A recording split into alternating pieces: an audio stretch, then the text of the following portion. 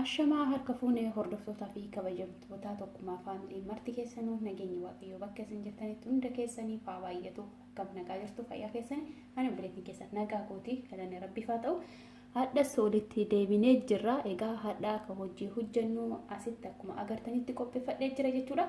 Hadha akka hojii hojjennu maaksii mataa keenyaaf ta'u rifeensa keenyaaf ta'u jechuudha. Mataa keenyaaf osoo hin ta'in rifeensa keenyaaf kan ta'udha jechuudha. Egaa isaan sanii asitti qopheeffadhee jira. Egaa asitti muuzii tokko qaba. Muuziin kan kolbatti bilchaate akkuma agartanii muuzii tokko qopheeffadhee jira.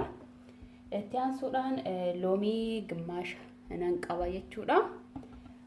Avukaadoo tokko nan qaba. Akkasuma yaagurtii yookiin immoo isa urgoo jedhan isa nan qaba. Asitti coconut oil nan qaba. Bishaan ho'aa keessa godhee kaa'ee jira durseeti jechuudha. Akkanatti naaf baqee jira. Egaa asitti immoo olive oil nan qaba.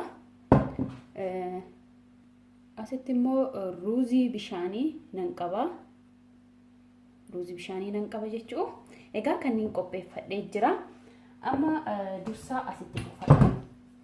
Isin mul'ata abdiin qaba. Muuzii kan koo, avukaadoo kan koo hunduma isaa asitti walitti buusee walitti deebina. Muuziin kun waan inni fakkaatu isa kanallee gatina itti fayyadamaa baay'ee nu fayyada. Fuula keenyaaf akkasuma immoo ilkaan keenyaaf illee baay'ee isa nu fayyada. Isa kana sin gatina itti fayyadamaa isiniin jechuu jaaladha. Egaa muuzii fi avukaadoo itti buufadhee jira. Asitti immoo yaagurtii kan koo itti buufadha. Isin hundumti kennaayyuu akkaataa rifeensa keenyaatiin rifeensi keenya hoo guddaa ta'e yookiin immoo rifeensi keenya yoo xixiqqii ta'e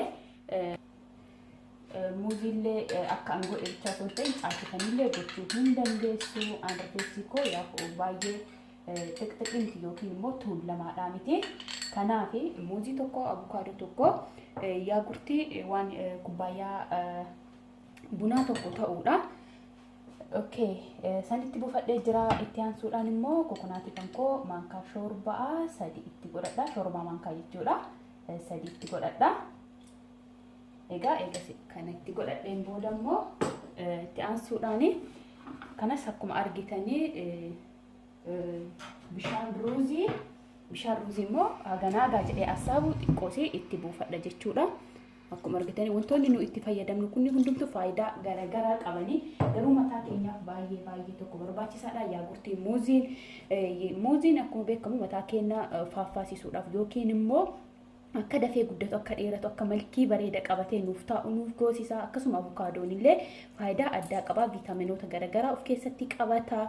Loomiin immoo yaagurtii wantoonni akkanaa kun mataa keenya keessatti wanta sallee hafanii jedhan akka nu hoosifne yookiin akka forofoorii nu taaneef nu qarqaara jechuudha. Loomiitti godhachuun yaagurtiin akkasuma mataa keenyaaf baay'ee bareeda. Akkasuma immoo itti aansuudhaan avukaadoo zayitii itti buufadha. Olive oil jechuudha. Egaa isa immoo bichumatti godhee diqqoma waan shoorbaa maankaa tokko guutuu hin taatu itti godhee jira. Loomii itti godhee jira. Egaa kanneen itti godhee loomiillee hanguma naagaa jettanii yaaddan asaabdan itti godhachuu hin dandeettan xiqqoo jechuudha.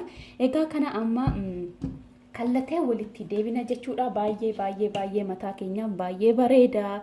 Itti fayyadamaa isiniin jechuu jaaladha. Obboleewwan koo wantoota akkuma garaan keenya nyaata dhugaatii barbaadu mataan keenya illee wantoota akkanaa kanneen baay'ee barbaadan jechuudha. Nuti qaama keenya qofa kunuunsuu osoo hin ta'in mataa keenya illee kunuunsuun dirqama keenya. Akka mataan keenya bareedee uumaa isaatiin nuuf taa'u jechuudha. Kana kallanee walitti deebina. Amma kunoo akkuma argitanii akkanatti daakee walitti deebinee jira. Kunoo kana fakkaata. Kun kokkee keenya yoo nyaanne waa tokko wanti miidhaan irraan gaha jennee yaadnu tokko illee hin jiru. Asitti immoo masfaa yookiin gingilchaa fi saahanii duwwaa tokko qopheeffadhee jira. An akka daakeen yookiin akka kallateen maashiniidhaan cadhisee buusee mataa kootitti jiru.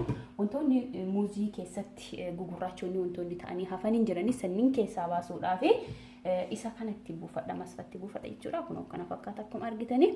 Haphii mitis furdaallee mitillee baay'ee makaakkalaኛadha yookiin immoo gaheessa naafi akkanatti jechuudha.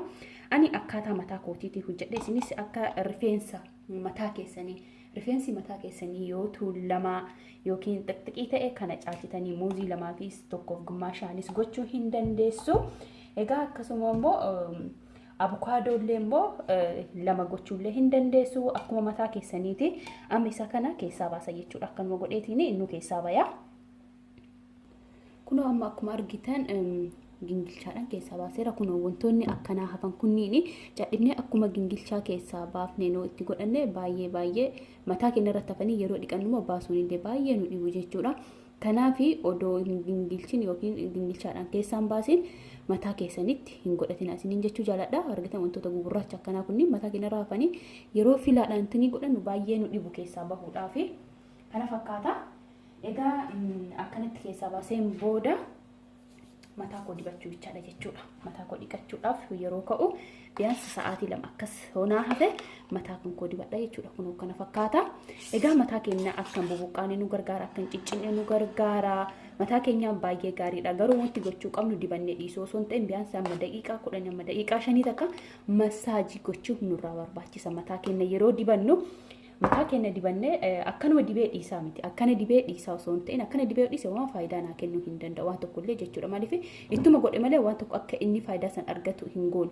Maal gochuu qaba masaajii suuta jedhee qeesha kootii akkana tooqee osoo hin ta'in ganaa ka isa kanaanii akkana godhee suuta godhee masaajii gochuu mataa kan koo keessa jechuudha. Kolbatti akka rifeensa koollee gahaan rifeensaan koo akkana gad harkisaati. Akkana gad harkisaa itti dibaa gad harkisaa itti gad dibaa akkasitti immoo akka mataa kan koo seeraan na qabatee akka faayidaa an barbaadu irraa naa kennuufi gochuu qabna. Kun akkuma argitanii kana fakkaata. Waa tokko wanti mataa keenya irraa hafee nu rakkisu tokko illee hin jiru. Waa hunda gingilchaadhaan keessaa baafnee jirra. Kana osuma nyaanneeyyuu waa tokko jechuudha. Kanaaf godhaa itti fayyadamaa laalaati faayidaa isaa irraa argattan akka deemtanii natti himtan abdiin qaba. Egaa maatiin kan koo kan maatii koo hin taane akka maatii koo taatanii kabajaadha isin gaafadha. Subscribe gochuudhaan gara maatii kootti dabalamaa horoon maatii koo taatan kan share naa gootan like naa gootan akkasuma warroonni komentii naa keessaa hundumti keessanii obboleewwan koo guddaanaaf galatoomaa naaf jiraadha isiniin jedha. Jajjabin keessan isin akka isin na jajjabeessitanii akkuma itti fufetti na wajjin haa ta'u isiniin jedha. Egaa viidiyoon keenya kan guyyaa har'aa kana fakkaata akka jaalattan abdiin qaba. Amma viidiyoo biraatti walitti deebi'utti turtii gaarii.